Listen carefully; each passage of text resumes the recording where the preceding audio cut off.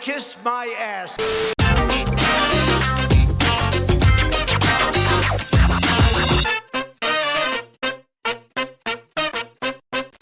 What's up, guys? I had to share this with you all here on the Being Beautifully Honest channel. If you have not subscribed yet, go ahead and hit the subscribe button and hit the notification bell so you know whenever a new video is uploaded. So you know we do not talk about politics over here, but we will talk about politicians if there is some news to share that's just crazy or out there. I just could not contain myself and I had to share it with you all over here. So you've been hearing a lot of talk recently about critical race theory. I don't know a whole lot about it, but to be honest with you, I could care less because, I'm not saying I don't care about race theory or knowing about, I'm just not here to argue with people about should it be taught, should it be, something that only a certain elect type or school or age or whatever should be, learning, because it's just really not my issue because I don't have any little kids in school.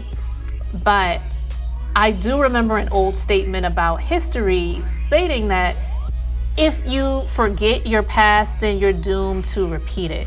So I don't know what the big deal is about people learning about, the past and how, there are systems that are racist in this country and there is racism and there are just a lot of things that people should know about because it exposes the darkness. You can't expose the dark unless you turn the light on the situation, and those things are very, very dark. But for those who don't want it to be exposed, then you kind of have to question. But again, I don't get into fights with people about that stuff because it's just not really worth my time to sit and argue with people about what I believe to be, the truth of the matter. So that's neither here nor there, or maybe it is, I don't know. But what I will say is recently, this general said something that really needs to be played over and over and over again. And what I love about it is because first and foremost, he's a white man and he's an older white man, to be even more exact. And when this guy checked this congressman by the name of Matt Gaetz, and I believe it is pronounced Gaetz, even though it's spelled Gaetz, and some people pronounce it as Gaetz. It's pronounced Gaetz. And honestly, I hope he gets convicted for these, these things that they are investigating surrounding him, where it involves him allegedly paying underage women for, sexual activities. We'll just put it like that. He's been accused of a number of different things, and I'm not even going to go into all of that stuff, but there's possibly some people who are going to be really spilling a lot of information about him where it involves this FBI investigation that's going on right now. And he is so pompous and arrogant. He looks like Eddie Munster.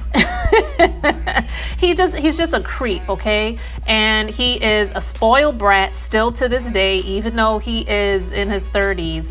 He's a spoiled brat who's been saved by his daddy and the riches that his daddy has, and that's why he doesn't feel like he has to bear any responsibility for any actions that he has taken that has been wrong. So he feels like he can do whatever he wants to do, and he's so divisive. He's just one of those people that's just at the butthole of Donald Trump. He just worships the person that used to be the president, and people like that are just always like, what is your purpose for even living? Because you might as well just call Donald Trump Jesus Christ, because you act like you worship the dude, which is just really ridiculous. But at any rate, I'm going to play this general's response to Matt Gaetz and what he said, and it was just like mic drop moment.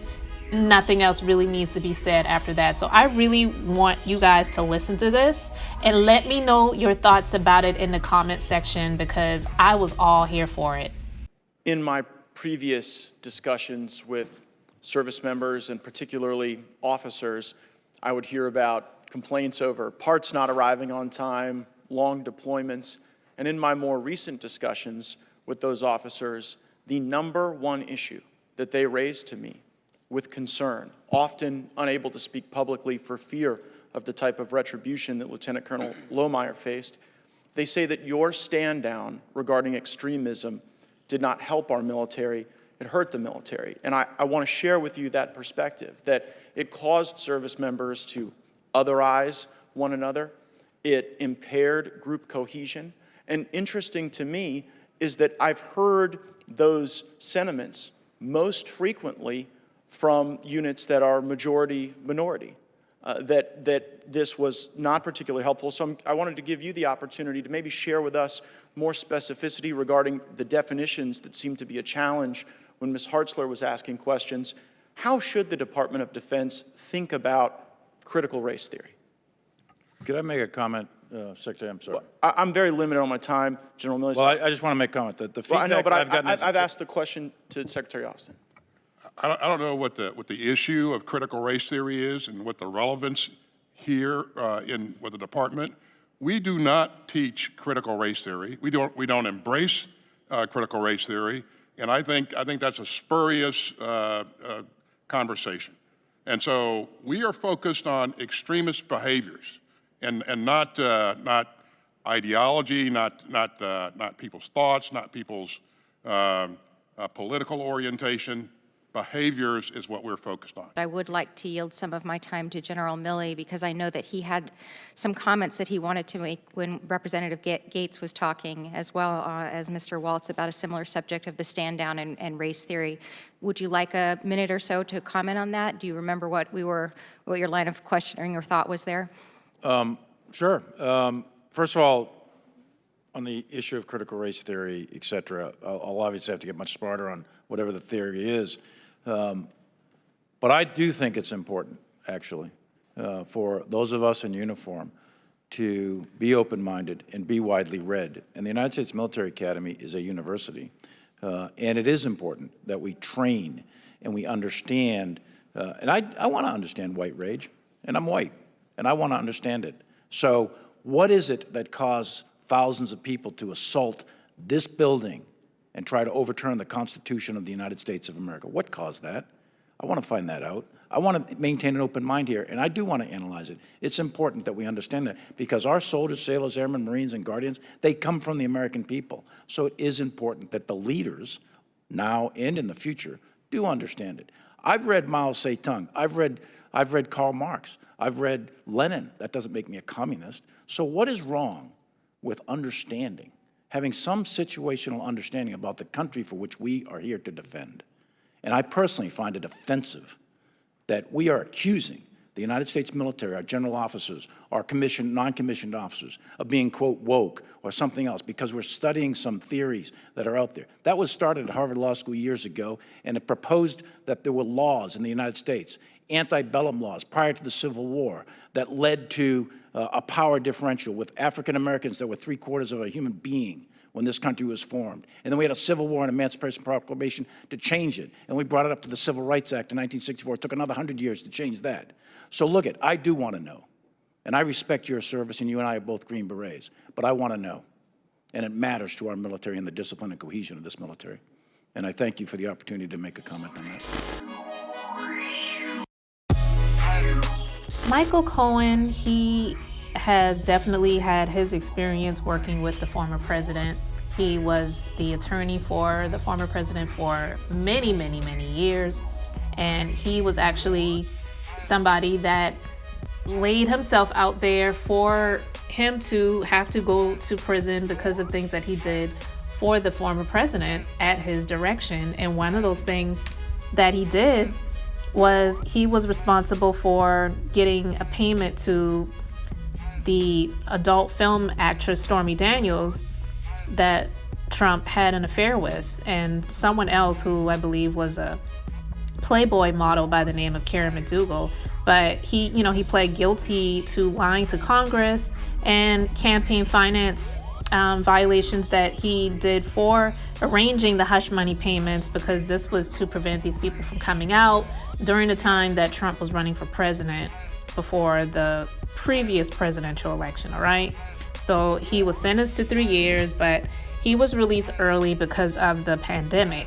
But he's come out recently because we all know that there are these investigations that are going on, and a grand jury has been called forth, and the former president could possibly be getting indicted. We shall see.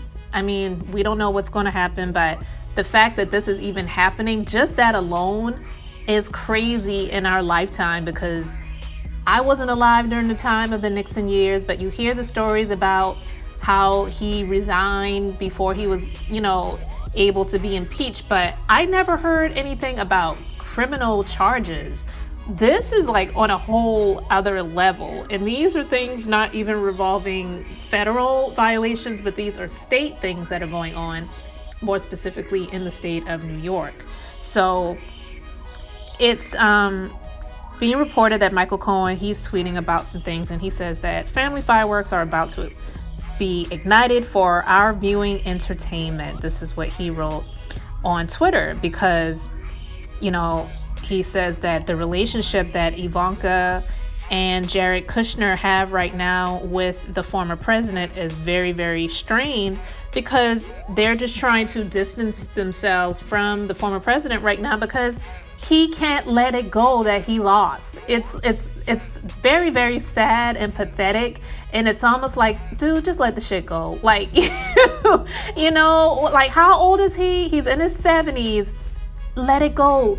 You lose, you win, you're still alive. Like, can you just focus on the fact that you still have your health, especially during the time that you actually had COVID? It was reported that he actually almost died, and that he infected upwards of, I believe they said, over 900 Secret Service members that got sick with COVID because of the former president. So the fact that he's even still alive, it's like, where are your priorities? Like, where do your priorities lie? So he says, as Donald Trump and at Ivanka Trump and at Jared Kushner's relationship strain, you can bet that Donald will throw Jared under the bus as the DA's case heats up. Stay tuned, folks. Family fireworks are about to be ignited for our viewing entertainment. And he also said he's going to say, because someone asked him if you think that Donald Trump is going to flip on anyone, and he said that, yeah, he'll flip on his children. He'll flip on them because he only cares about himself. And that's how he's pretty much presented himself to anyone that has ears to hear and eyes to see, that he really only cares about himself. I mean, how many people got sick with coronavirus, and all you heard about was how this is going to affect him, how it's going to affect his reelection possibilities, and everything was about him, me, myself, and I, and not about we, the people. So it was just crazy, right? But he said that I really believe that Donald Trump cares only for himself, and he realizes that his goose is cooked. He's going to say, Don Jr. handled that. Ivanka handled that. Melania, don't take me, take Melania. He's going to tell them to take everyone except for himself. That's just the kind of guy he is. And I don't really see where he's lying, because anytime, even throughout, before COVID happened, throughout his administration, when something came out about somebody or something or whatever that he was pretty close with before, and if you Google or if you look at other YouTube videos and you go back to, find clips of him having praise for someone before, and then after something happens, he's like, I really don't know that person. I barely knew him. He only got me coffee, or, whatever. It was always a flip. So I could see him flipping on his kids, because, honestly, he's just always presented himself as a very selfish person, and I don't care. It's like, yeah, I know they're my kids, but, they're individuals. I'm my own person. So he does not strike me as the type of person that really cares about his kids that much. He didn't even care about his wife. Let's just be honest, okay?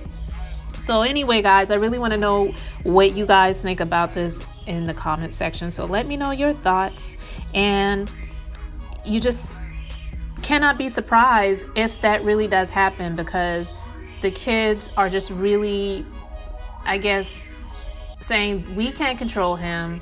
We want him to just kind of accept the fact that he lost, and you're not going to be reinstated, even though he's still putting that out there that he's going to be reinstated by August of this year. Like, it's crazy. The election happened. The inauguration happened in January, and here we are at the end of June of 2021, and he's still talking about how he never really lost the election and he's going to be reinstated. It's crazy town. It really, really is. And it's almost a bit like a crazy stalker boyfriend who can't accept the fact that the girlfriend dumped them and has moved on, and you are still like sitting outside this chick's house. You still believe that you can get into her house even though she's changed the locks, she's moved on with another person, and you're still talking about how you're going to be getting back with this person and you both are going to be getting married. You're crazy. You're crazy. Even though the chick has already gotten engaged and she's, set the wedding date with her new man. It's nuts. But anyway, guys, you let me know your thoughts about all of this in the comment section. And thanks for liking, commenting, and subscribing. Kiss my ass.